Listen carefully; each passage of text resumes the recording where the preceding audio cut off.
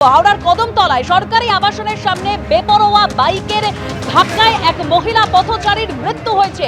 একদিকে পানাগড়ের ছবি, যেখানে গাড়ির ধাক্কায় এক তরুণীর মৃত্যু হয়েছে। ইভেন্ট ম্যানেজমেন্ট সংস্থার কর্ণধার একেবারে 18 থেকে 19 কিলোমিটার তার গাড়িকে চেস করে 5 জন দুষ্কৃতীদের গাড়ি, তারপরও এখনো পর্যন্ত গ্রেপ্তারি কিন্তু শূন্য। গত রাতের ঘটনা। তারপর পাশাপাশি যে ছবি রেখেছি হাওড়া কদমতলায়, যেখানে সরকারি আবাসনের সামনে বেপরোয়া বাইকের ধাক্কায় মৃত্যু হলো এক মহিলা পথচারী। অভিযুক্ত বাইক চালককে গ্রেপ্তার করেছে ব্যান্ট্রা থানার পুলিশ। মৃতের পরিবারের যে অভিযোগ, বাইকে বসেছিলেন 23 নম্বর ওয়ার্ডের যুব তৃণমূল সভাপতি অভিজিৎ মণ্ডল। মত্ত অবস্থায় চালক বাইক চালাচ্ছিলেন বলে স্থানীয়রা অভিযোগ করেছেন। মৃতের নাম অর্চনা দত্ত। তিনি সরকারি আবাসনে থাকতেন। রাতে বাড়ি ফেরার সময় প্রৌঢ়াকে ধাক্কা মারে বাইক। প্রৌঢ়ার মাথায় চোট লাগে। হাসপাতালে নিয়ে গেলে তাকে মৃত বলে ঘোষণা করা হয়।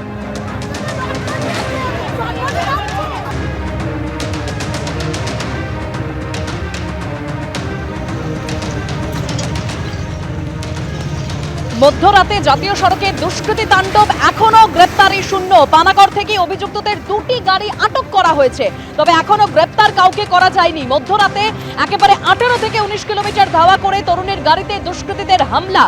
যার নামে গাড়ির রেজিস্ট্রেশন, সেই বাবলু যাদব কোথায়, এই প্রশ্ন সামনে আসছে। 12:30 নাগাদ দুর্ঘটনা ঘটে, যেটা প্রত্যক্ষদর্শীরা জানিয়েছেন। এবং ওই যে গাড়িটি দুর্ঘটনাগ্রস্ত, সেই গাড়িতে সুচন্দ্রা দেবীর সাথে যারা ছিলেন, সেই সুচন্দ্রা দেবীর সহকর্মী, তারাও তাই জানিয়েছেন। এবং এই গাড়িটি ছিল পেছনে, যে গাড়িটি বুদবুদের কাছে পেট্রোল পাম্পে তেল ভরার পর তারপর 5-7 কিলোমিটার আসার পর থেকেই যে গাড়িটি ধাওয়া করে বলে অভিযোগ, সেটা এই গাড়িটাই WV40AT1974। এবং এই গাড়িটিরও বিভিন্ন জায়গায় তারা যে বলছিল যে ধাক্কা কনস্ট্যান্ট পাশ থেকে ধাক্কা মেরেছে, সেই ধাক্কার প্রমাণ কিন্তু এই গাড়িটিতেও দেখলেও বোঝা যাচ্ছে যে এই গাড়িটিও দুদিকে কিন্তু এই ধরনের যে তেবড়ে গেছে পুরো গাড়িটার একটা সাইড। এমনকি তোমাকে দেখাবো যে কাঁচ নামিয়ে যে কটূক্তি করছিল, বলছে এই গাড়ির কিন্তু কাঁচ এভাবে নামানো আছে। পাশাপাশি তোমাকে দেখাবো যে এই গাড়িতেও কিন্তু এরকমভাবে সামনেটা পুরো তেবড়ে গেছে, ভেঙে সেই সামনে থেকেও যে মারার যে অভিযোগটা করছিল, এটাও কিন্তু প্রমাণ। পাশাপাশি তোমাকে দেখাবো এই গাড়ির কিন্তু টায়ার বাস্ট করেছে, এবং এদিকে বাঁ দিক থেকে যে চেপে দেওয়ার কথা বলছিল, সেই বাঁ দিকেও কিন্তু এই গাড়িটিও ক্ষতিগ্রস্ত হয়েছে। তোমাকে পাশাপাশি আরও জিনিস দেখাবো বাইরে থেকেই, যে গাড়িতে কিন্তু প্রত্যেকটা সিটে কিন্তু গ্লাস রাখা রয়েছে। অর্থাৎ এই তারা যে মদ্যপ ছিল এমন একটা অভিযোগ করছে, সেটাও কিন্তু পরিষ্কার এই গাড়িটা দেখলে বোঝা যাচ্ছে যে এরকম একটা হওয়ার সম্ভাবনাও কিন্তু প্রবলভাবে রয়েছে। গোটা বিষয়টা পুলিশ তদন্ত করে দেখছে। পাশাপাশি তোমাকে আরও একবার দেখাবো যে এই গাড়িটাতেই ছিলেন সুতন্দ্রা চট্টোপাধ্যায়, ইভেন্ট ম্যানেজমেন্ট সংস্থার আধিকারিক, তার ওনার। তিনি যাচ্ছিলেন গয়াতে একটি ইভেন্টের জন্য, এবং তারপরেই এই গাড়িটি দুর্ঘটনাগ্রস্ত হয়। এরকম খেলনার মতো এরকম তেবড়ে যায় পুরো, এবং পিছনে তার 3 জন সহকর্মী ছিল, ওখানে চালক ছিল, এবং সামনের সিটে এই জায়গায় বসেছিলেন সুতন্দ্রা চট্টোপাধ্যায়। তার ঘটনাস্থলে মৃত্যু হয়, এবং এই গাড়িটির অবস্থা দেখলেই বোঝা যায় যে কীরকম ঘটনা ঘটেছে।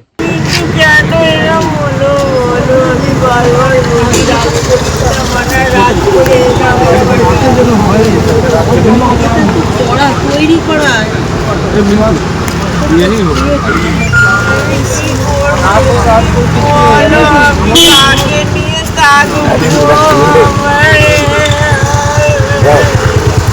ফোনে কথা বলছিল, সেই সময় ফোনটা যখনই রেখেছে তখনই আমার গাড়িতে মেরে দেয়। প্রথমবার ওই বাম্পারটা প্রথমে বেরিয়ে যাওয়ার চেষ্টা করছিলেন ওদের কাটিয়ে?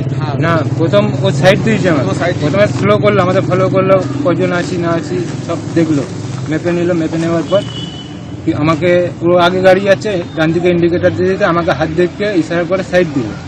আমি সাইড দিচ্ছি, যেই বেরোতে গেলাম তখনই ও ঘুরিয়ে দিল, বাম্পারটাই মারলো। আর আমি হাইওয়ে ডান দিকের লেন ধরে যাচ্ছিলাম। আমার ডান দিকে জায়গা নেই, ডিভাইডার আছে, ওই ডিভাইডারে আমার ডান দিকের চাকাটা ঘষা গেল। রাস্তা পুলিশ ছিল, তখন আমি মোটামুটি ভয় খেয়ে গেলাম। এরকম আচরণ কেন করছে, এরা কি চোর ডাকাত গুন্ডা? আমি ভয় খেয়ে গেছিলাম। খেয়ে আমি গাড়িটা স্লো করলাম। স্লো করে যখন সার্ভিস রোডটা নেমে যাচ্ছে, ওখানে এসেও আমার সামনে ব্রেক মারলো, যাতে আমি সোজা না বেরিয়ে যেতে পারি ন্যাশনাল হাইওয়ে। আমি কি বললাম, বাঁ দিকে সার্ভিস রোডে ঢুকিয়ে দিলাম। আমি ঢুকিয়ে দিয়েছি মানে আর আমি গাড়ি ঘোরাতে পারবো না, আমাকে এটা দিয়েই বেরিয়ে যেতে হবে। মানে গাড়িটা একটা লেডিস যেহেতু আছে, আমাকে গাড়িটা নিয়ে নিরাপত্তা জায়গায় দাঁড় করাতে হবে। ফাঁকা জায়গায় দাঁড়ালে হয়তো আমরা সবাই মারা যেতাম।